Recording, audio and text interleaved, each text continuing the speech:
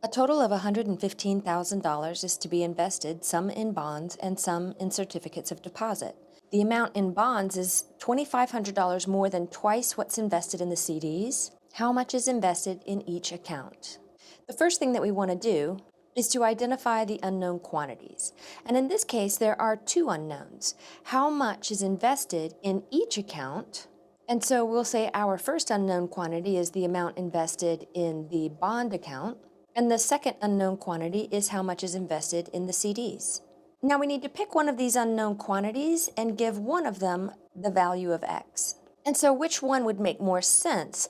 Let's go back up here into the problem and be reminded that the amount in bonds is $2,500 more than twice what's invested in CDs. So in this particular problem, it makes a little bit more sense to give the X to the amount in CDs. And then the other unknown quantity will need to be some expression in terms of X. So since the bonds are $2,500 more than twice what's invested in the CDs, and the amount invested in the CDs is X, then we're going to double the amount that's in the CDs and then add $2,500 to that. And that is the variable expression to represent the second unknown quantity.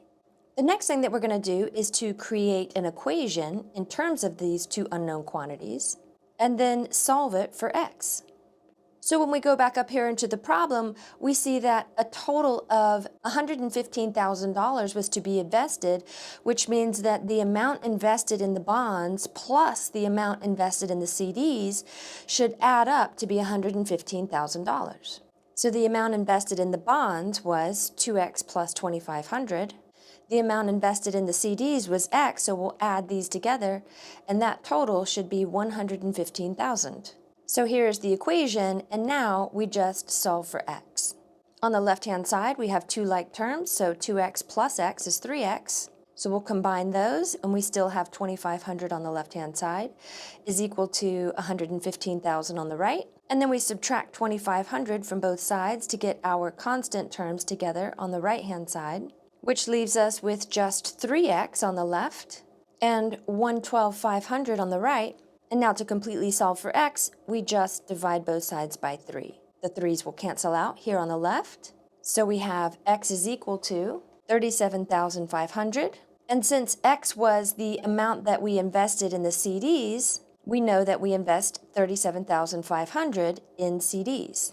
Now, to determine the amount invested in the bonds, we're going to take that 37,500, double it, and then add 2,500 to that. So to get that bonds quantity, we're going to take 2 times 37,500 and then add 2,500 to that. 2 times 37,500 is 75,000 plus 2,500 gives us that the amount invested in bonds is going to be 77,500. And so these are our two solutions. Remember, we were being asked to find the amount invested in each of the accounts.